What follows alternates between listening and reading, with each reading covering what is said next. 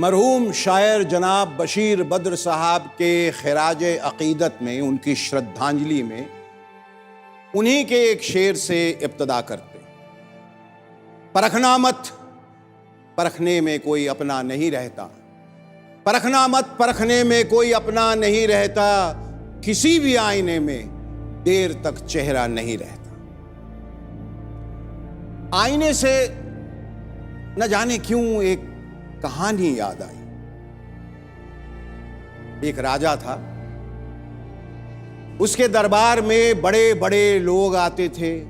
कोई उसकी महानता के गुण गाता, कोई उसकी वीरता के, कोई उसकी दूर दृष्टि के, तो कोई उसके कालजयी व्यक्तित्व के। धीरे धीरे राजा को विश्वास हो गया कि वो एक महान शासक है। वो सब चीजों से परे है, सब चीजों से ऊपर है। एक दिन दरबार में कोई एक जादुई आईना ले आया। उत्सुकता से जब उस राजा ने उस आईने में अपने आप को देखा तो दंग रह गया। आईने में उसका चेहरा नहीं, उसकी कमजोरियां दिखाई दी। वो कमजोरियां जो अब तक तालियों की आवाज के नीचे कहीं दब गई थी। वो नाकामियां जो झूठी वाह वाही के शोरो गुल के पीछे कहीं छिप गई थी। उसे ऐसा लगा जैसे अचानक सच की दो आंखें उसे घूर रही। राजा डर गया, घबरा गया कि उसकी ये सच्चाई कहीं दुनिया के सामने ना आ जाए। तिलमिलाकर उसने वो आईना ही तोड़ दिया। लेकिन राजा एक बात भूल गया कि आईना जब टूटता है तो उसकी हस्ती मिटती नहीं, बल्कि उसके 1000 टुकड़े और हो जाते। अब राजा को एक की जगह 1000 आंखें घूरने लगी। राजा और घबरा गया। उसने तुरंत अपने चाटुकारों को बुलाया और पूछा, लोग मेरी खामियां देखने लगे हैं, क्या किया जाए? चाटुकारों ने कहा, आप परेशान क्यों हो रहे हैं महाराज? इसका इलाज बहुत आसान है। मुनादी करवा दीजिए कि जो आईना दिखाए वो दुश्मन है, जो सवाल पूछे वो गद्दार है। राजा ने कहा, हां ये ठीक है। लेकिन वो भूल गया कि आईना तोड़ देने से सच नहीं बदलता, न तस्वीर बदलती है और ना ही तकदीर। हैरत की बात यह है कि आज के युग में भी एक ऐसा ही मगरूर अहंकारी राजा है जिसने सबका जीना दुश्वार कर रखा है, और उसका नाम है Trump, Donald Trump. Did I pronounce the name right? Yes, sir. Welcome to Shaker Tonight!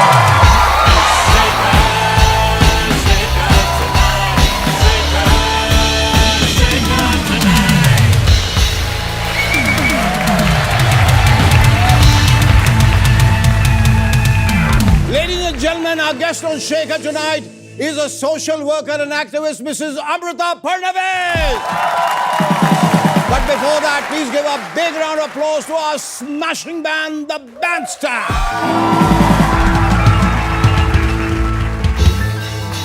पिछले दिनों ट्रंप ने कहा कि उन्होंने 8 युद्ध रुकवाए हैं, लेकिन जनाब ने करवाए कितने हैं वो नहीं बताया।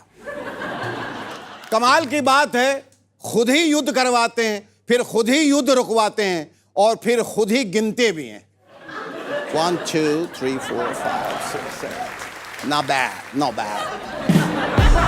हमारे हिसाब से अब इनको नोबेल प्राइज दे ही देना चाहिए, युद्ध रुकवाने के लिए या करवाने के लिए या करवा के रुकवाने के लिए, किसी के लिए भी, लेकिन दे दीजिए, क्योंकि दुनिया में नोबेल प्राइज शांति के लिए भी दिया जाता है। हो सकता है कि ट्रंप को नोबेल प्राइज देने से दुनिया में शांति आ भी जाए। मुझे तो लगता है ये दुनिया के अलग अलग देशों में फोन करके पूछते होंगे कि बताइए आपका आसपास के देश से कोई झगड़ा वगड़ा तो नहीं? What did you say? नहीं है। No sweat, no sweat, tension न ले, मैं करवाता हूं। लेकिन ट्रम्प जी, हमें युद्ध नहीं करना है। God damn it! Are you freaking out of your mind? Have you taken leave of your senses? तुम युद्ध नहीं करोगे तो मैं रुकवाऊंगा क्या? लड़ो, आगे बढ़ो, मैं हूं ना। I'm there, I have your back, for God's sakes. जैसा कि आप सब जानते हैं, अमेरिका में प्रेसिडेंट बनने के लिए 2 टर्म ही मिलते हैं और ट्रम्प का ये दूसरा टर्म चल रहा है। मुझे तो लगता है कि ट्रम्प को तीसरा टर्म भी मिलना चाहिए, क्योंकि दुनिया के कई हिस्सों में अभी भी शांति है। भाई, मानना तो पड़ेगा कि ट्रम्प जो भी है तो सुपर पावर। बताइए, हम विजय माल्या, ललित मोदी, नीरव मोदी, मेहुल चोकसी को नहीं ला पाए और वो वेनेजुएला में घुस करके वहां के प्रेसिडेंट को उठा लाया। वैसे उठा लाया यहां तक तो ठीक है, लेकिन उसका तेल भी निकाल दिया। यहां तक भी ठीक है, लेकिन हमसे कह रहा है कि वेनेजुएला का तेल खरीदो, रशिया से खरीदोगे तो टैरिफ लगा दूंगा। वैसे हमें एक बात समझ में नहीं आती कि चाहे रशिया हो या वेनेजुएला, हम किसी से तेल क्यों खरीदें? भाई, हमारे यहां महंगाई और बेरोजगारी के बोझ से दबकर जो करोड़ों लोगों का तेल निकल रहा है, वो कहां जा रहा है? वो कब काम में आएगा? कोई बताएगा? खबर है कि अब नीट के री एग्जाम के लिए एग्जाम सेंटर तक पेपर पहुंचाने की जिम्मेदारी एयरफोर्स को सौंपी गई है। जब देश में एग्जाम पेपर को बचाने के लिए एयरफोर्स बुलानी पड़े, तो समझ जाइए कि पेपर लीक से ज्यादा सिस्टम से ट्रस्ट लीक कर रहा है। क्योंकि भाई, ये तो वही बात हो गई कि घर की दीवारें टूटी पड़ी हैं और हम दरवाजे पर इंपोर्टेड लॉक लगाकर खुश हैं। वैसे देखा जाए तो सही भी है। एयरफोर्स को नीट का पेपर बचाने पर ध्यान देना चाहिए, क्योंकि सरकार ने देश बचाने का काम तो वैसे भी जनता को सौंप रखा है। बस मैं ये सोच रहा हूं कि अगर नीट पेपर के अगले एग्जाम इंडियन एयरफोर्स की निगरानी में होंगे, तो क्या अब सिविल सर्विसेज के एग्जाम इसरो की निगरानी में करवाने पड़ेंगे?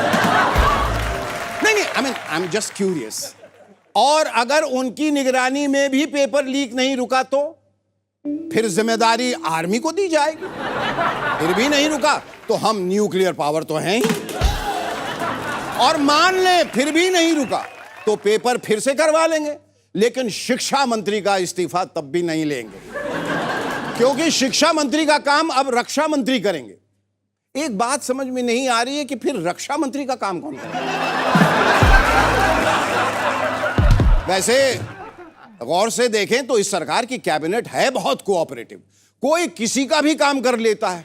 बस एक बात समझ में नहीं आ रही है कि जब सब लोग इतने कोऑपरेटिव हैं, तो अकेले हमारे माननीय प्रधानमंत्री जी से 18 घंटे क्यों काम करवाया जा रहा है?